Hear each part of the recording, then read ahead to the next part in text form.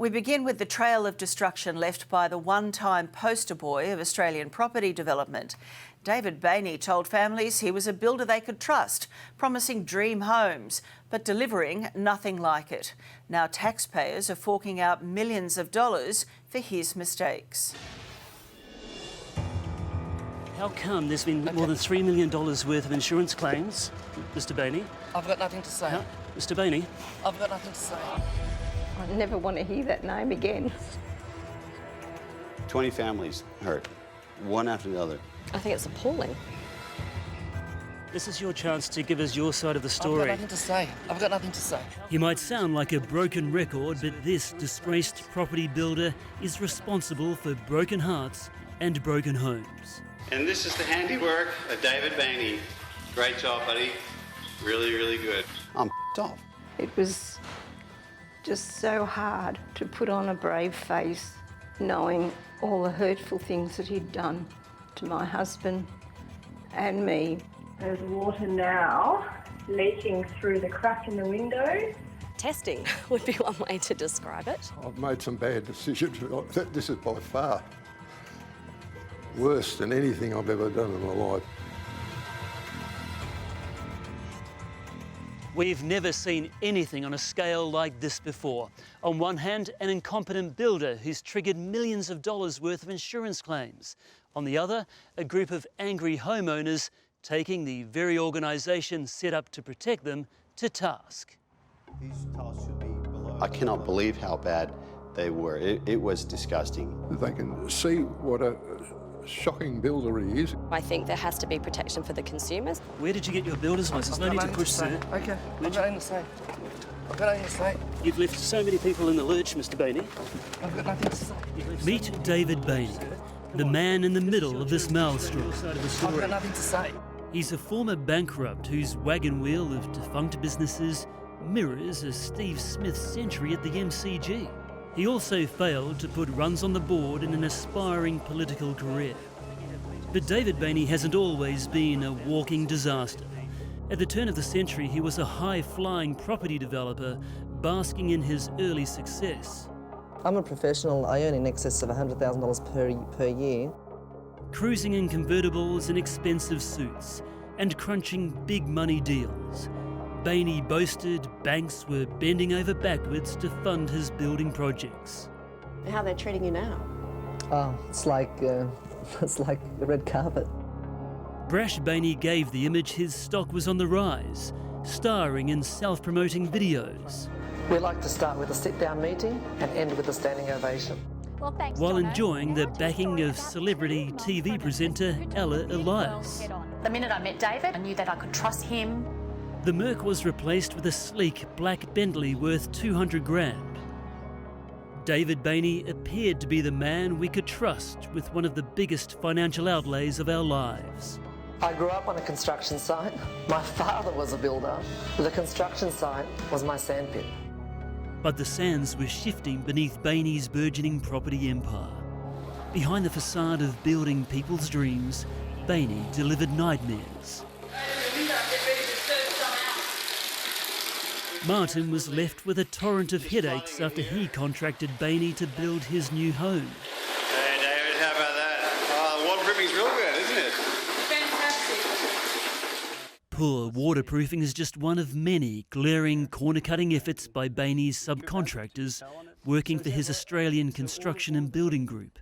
Beams are sagging down, bulging out the ceiling, the floors are sagging. There's holes in the wall out the back that you can see, still haven't been fixed yet. I've got to get on that, but it's just unbelievable.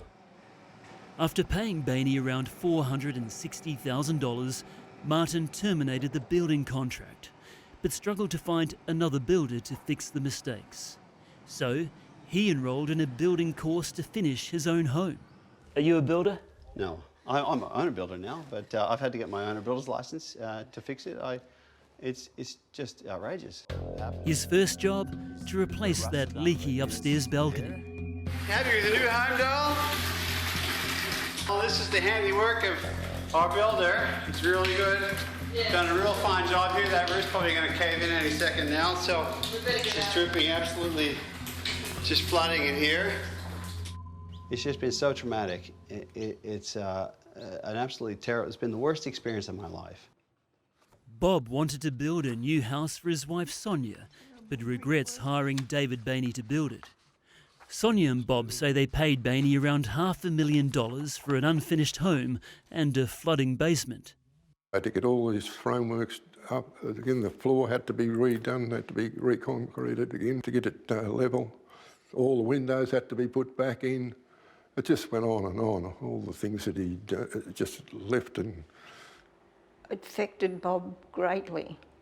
He was such a kind, loving man, but now he's quite bitter about building or any tradesman or anybody that does anything, which isn't the husband I married 60 odd years ago. In a familiar pattern, Baynie's building contract was terminated. Sonia and Bob accepted a $50,000 payout from home builders insurance, but it cost them over $200,000 to fix the defects. Martin is also hundreds of thousands of dollars out of pocket, despite the home builders insurance covering Baynie and being on the tools himself. We claimed about $600 and we got paid the maximum, which is $340, so we're out to $200 plus. The shoddy workmanship left behind by Baynie is as eye-watering as the number of insurance claims paid out because of him. 26 policies at a cost of more than $3 million and counting. It's a kick in the guts for New South Wales taxpayers who fund the state's home building compensation fund. I'd like to talk to you about your track record with home builders insurance. I've got nothing to say. Well, I think you have plenty to say. There's been a number of families who say they've been left out of pocket, been left out on a limb because of your building skills. What have you got to say about that? I've got nothing to say. Well, so far, building insurance, because of you, has racked up over $3 million. I mean, why haven't you got anything to say about that? And that's the taxpayers' money, Mr. Baynie. The taxpayers' money, we're paying for all of your mistakes. Baynie's business wagon wheel hardly fills you with confidence. He was the director and shareholder of 21 companies that have now been deregistered.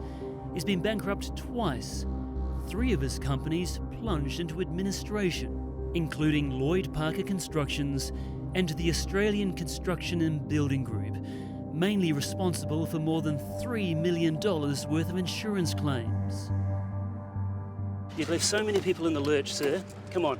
This is your chance to explain your side of the story. I've got nothing to say. This is your chance to give us your side of the story. I've got nothing to say. I've got nothing to say. How come there's been more than $3 million worth of insurance claims, Mr. Baynie? I've got nothing to say. For years, angry customers have been contacting New South Wales Fair Trading about David Baynie, which now promotes a complaints register to warn people about shoddy tradies. But many homeowners told A Current Affair they checked with Fair Trading for any red flags against Baynie before they hired him. They're fuming Fair Trading failed to warn them about him. for some reason you'd almost reckon that Fair Trading was trying to protect David Baynie. That's exactly the way I saw it. We are led to believe that we should trust Fair Trading that they manage the builders, that they manage the tradesmen, that they take action when it's necessary. And as far as I can see, that's not happening. A Current Affair can reveal the Ombudsman's office is launching a full-scale investigation into how Fair Trading dealt with David Baynie, including his licence applications and how it handled complaints made against him and his companies. No, I've got no faith in them anymore. Fair Trading. Fair Trading cancelled Baynie's tradie licence last year and fined him $3,000. But the government department is now facing a multi-million-dollar compensation claim being prepared by up to 20 families for failing in its duty to protect them prior to taking action against Baynie. Since the insurance is incapable of remedying the harm that's been done, we're going to Fair Trading. They're the ones that dropped the ball, and they're the ones that have allowed this to happen. As for David Baynie, well, he's currently the director of another company, Master Excavations. However, no one had heard of him at the registered address above a Thai massage establishment. I think you've got the wrong place. You sure? Yeah, who's David Baynie? One thing's for sure though, there's been little relief, just lots of tension for customers of David Baynie. Mr. Baynie, I've got nothing to say. come on, you should have plenty to say. I've got nothing to say. What about these poor families? What about... Baynie's troubling road doesn't end here. Police are investigating the road builder for this hasty getaway, given he's driving on a suspended licence. If you've had any dealings with David Baynie, we'd like to hear from you. Our email address is on your screen. The Minister responsible for New South Wales fair trading has provided us with a statement which you can read in full on our website.